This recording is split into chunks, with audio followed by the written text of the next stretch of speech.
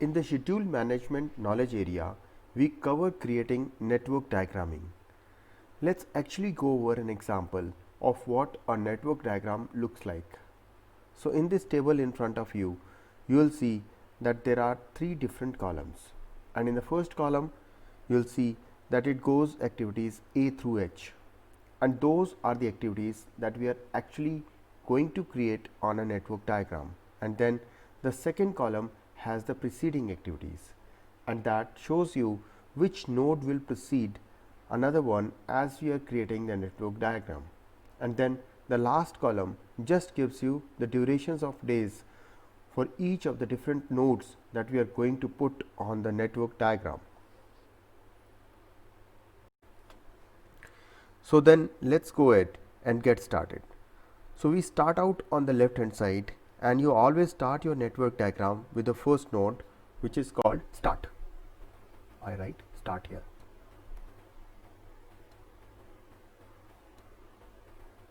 And then if you are looking at the table, we always start at the very top, and okay, A has the preceding activity of start.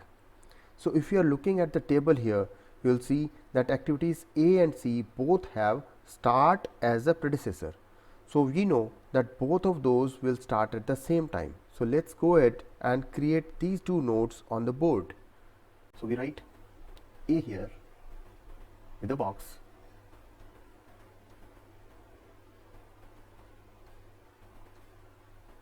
and C here.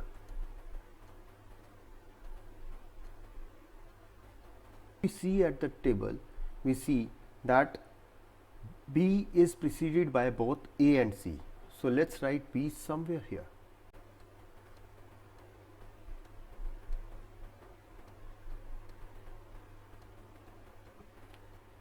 So going down, we have D. D is preceded by C. So let's write D here.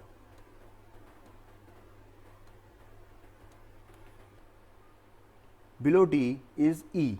E is preceded by D. So we can put E here.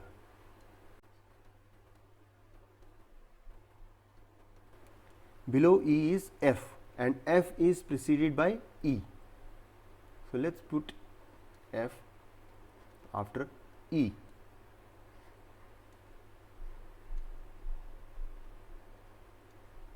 Below F is G, and G is preceded by F. We can put G here.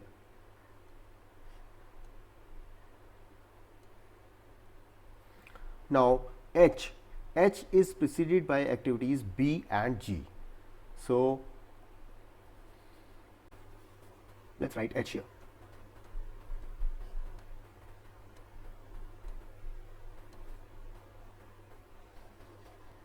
And we connect B with H.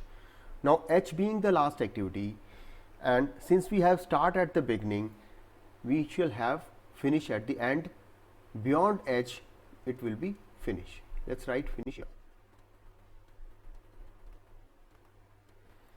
Now the next step is to put the durations. So we write durations. For A, the duration is 9. So we always write the duration on the top of the box. For B, the duration is 3. Let's put 3 here. Then for C, the duration is 13. For D, the duration is 9. And for E, the duration is 2 days. For F, the duration is 10. For G, the duration is 11. So let's put 11 here. And for H, the duration is 3 days. It's really important that you make sure that when you are putting the durations on there, you put it in the center, because we are going to add numbers on the left hand side and on the right hand side. And you want to make sure that you have enough room for that, and that way you are not confusing what the numbers are when you are going through and when you are adding these up. So the next thing we do is we have to find out what the critical path is, and it is really easy to find out what the critical path is. There is a general rule that I follow when I am creating the critical path, and it goes like this. You should always start your path going through the highest level first and work your way down. For example, if you are going to create the first critical path for this network diagram, we would start with start, okay, and then we'll go like this: start, A, B, H and finish, and below that it is start, C, B, H and then finish, and the next level would be start, C, D, E, F, G, H and finish.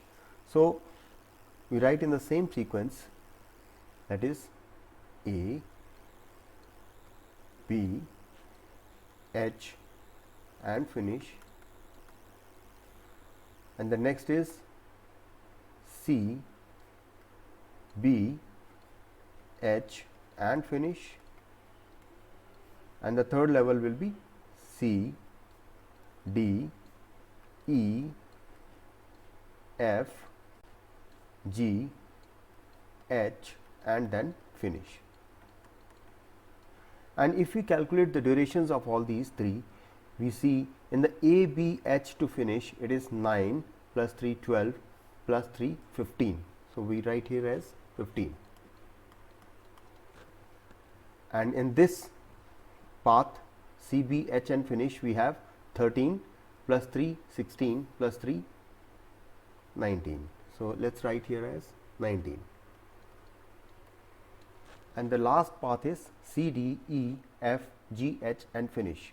So the duration are 13 plus 9 22 plus 2 24 plus 10 34 plus 11 45 plus 3 48. So this path takes the duration of 48 days. So if you look at this, the critical path is considered the longest path throughout your network diagram. So this path here, C, D, E, F, G, H, this 48 is the critical path.